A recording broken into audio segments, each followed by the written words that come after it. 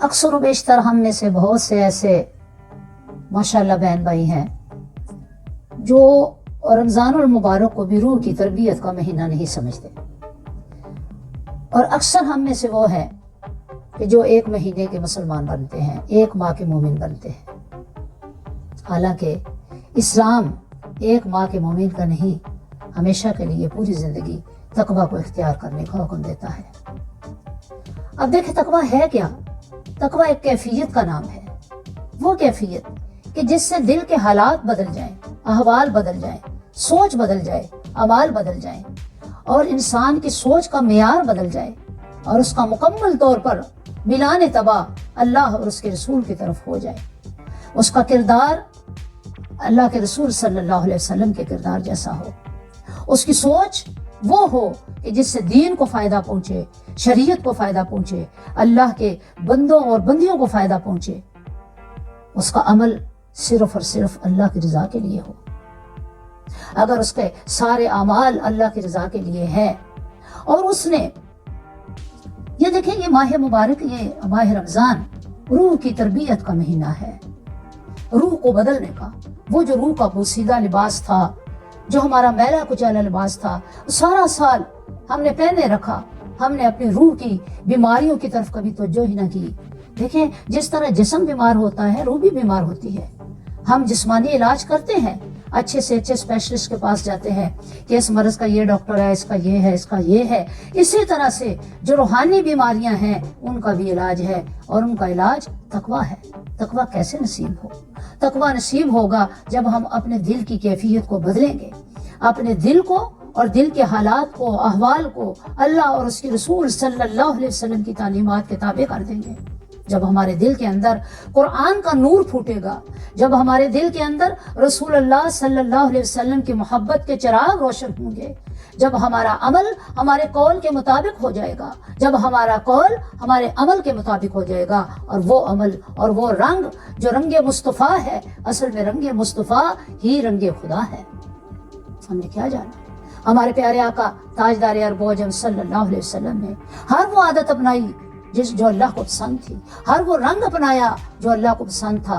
आका अलैहिस्सलातु वस्सलाम की रूहानी तरबियत कौन कर रहा है? अल्लाह खालिक़े कायनात कर रहा है। जब आप अर्श आज़म पे तशरीफ ले गए तो अल्लाह रब्बुल इज़्ज़त ने अपने मुस्तफ़ा को अपने खुल्क का नूर अता किया, अपने गुफ्तगू का नूर अता किया, किरदार का नूर अता किया, अमाल का नूर अता किया, सोच का नूर अता किया। सारे अनवारात देकर और पैकर नूर बनाकर अल्लाह रब्बुल इज़्ज़त ने अपने हबीब को अर्श आज़म पे, अर्श आज़म की सैर करवा के, अपनी मुलाकात करवा के, अपने नूर के हिजाबात उठाकर एक कामिल पैकर बनाकर इस जमीन पर भेजा। क्यों? कि हम उसको देखें तो उसके मुताबिक हो जाए।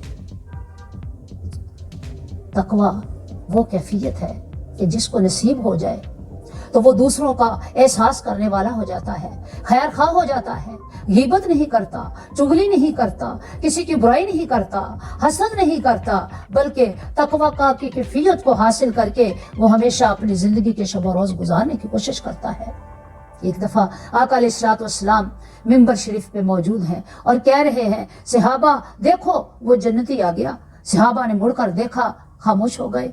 दूसरा दिन हुआ, फरमाया जन्नती आ गया। तीसरा दिन हुआ, फरमाया जन्नती आ गया। सहाबी देख रहे हैं और उन्हें पता है कि ये सहाबी कोई इतने बड़े नमाजी नहीं हैं, रोजादार नहीं हैं, कोई इतने बड़े इबादत गुजार नहीं है, जाकिर नहीं है, तो फिर ये जन्नती कैसे हो गए? हजरत अब्दुल्ला इब्न उमर रजी अल्लाह तआला अन्हु उनके पीछे पीछे हो लिए कि मैं इनके शब और रोज के हालात देखूं कि आखिर ये जन्नती कैसे हैं, क्या इनके अंदर वो खूबियां हैं, क्या वो नेक अमाल है, क्या इनकी आदात है, क्या इनकी सीरत है, क्या इनके सुबह और शाम के काम है, मशगूलात हैं, कि मैं उनका जायजा लूं और देखूं कि आखिर ये जन्नती कैसे बन गए। क्योंकि जिसकी गवाही सरकार दो आलम सल्लल्लाहु अलैहि वसल्लम ने दे दी, वो भला जन्नती कैसे नहीं हो सकता। आप पीछे पीछे हो लिए गए, घर गए, देखा तो उन्होंने बिस्तर लिया, अपना हाथ नीचे रखे, अपने सर के सो गए। एक रात हुई, देखते रहे कि भाई नहीं, कुछ भी नहीं।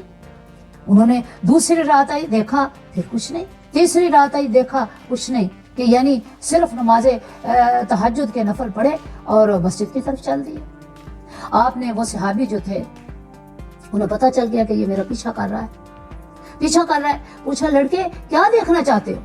کہتا ہے کہ رسول اللہ صلی اللہ علیہ وسلم نے آپ کو جنتی بتایا ہے, میں یہ دیکھنا چاہتا ہوں کہ آپ کے اندر کون سی وہ خوبیاں ہیں کہ سرکار دو عالم آپ کو جنتی ہونے کی بشارت دے رہے ہیں. تو آپ رضی اللہ تعالیٰ عنہ کہنے لگے لڑکے میرے اندر اور کچھ نہیں, دل کی طرف اشارہ کیا کہ یہ یعنی اس دل کے اندر اللہ کا ڈر ہے, تقویٰ ہے. اللہ اکبر. تو میرے پیارے بہن بھائیوں, جس کو اللہ کا تقویٰ نصیب ہو گیا, ڈر نصیب ہو گیا, تو وہ شخص اللہ کے قرب میں چلا گیا. فرمایا ان اکرمکم عند اللہ اتقاکم, بے شک اللہ کے نزدیک تم میں سب سے زیادہ مقرب وہ ہے, پیارا وہ ہے جو تم میں سب سے زیادہ متقی ہے, پرہیزگار ہے. یعنی اس کے چلنے, اس کے پھرنے, اس کے بولنے, اس کے روزانہ کے شب و روز سے اللہ رب العزت کی محبت, اللہ کے حبیب کی محبت اور ان کا ڈر ٹپکتا ہو تو وہ شخص متقی ہے. اور یقیناً جو متقی ہو گیا اس نے رب العزت کا رنگ حاصل کر لیا. دعا کرتے ہیں کہ پروردگار عالم ہمیں ماہ رمضان کے اس ماہ مبارک کے ہر لمحے میں تقوی اختیار کرنے کی توفیق دے.